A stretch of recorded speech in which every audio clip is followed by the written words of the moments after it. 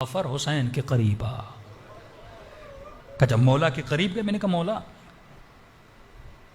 اذن دیں، اجازت دیں، میں ان سب کو تہس نہس کر دوں۔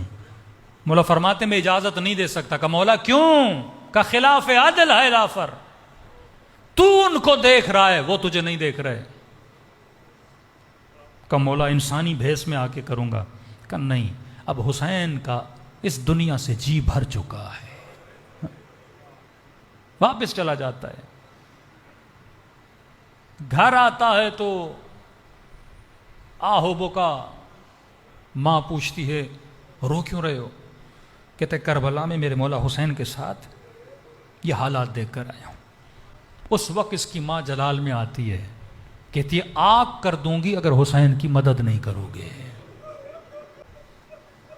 کہتے ہیں پھر سارا لشکر ماں کے کہنے پہ کربلا پہنچتا ہے، لیکن جعفر کہتے ہیں اب جب میں پہنچا تو شام غریبہ ہو چکی تھی۔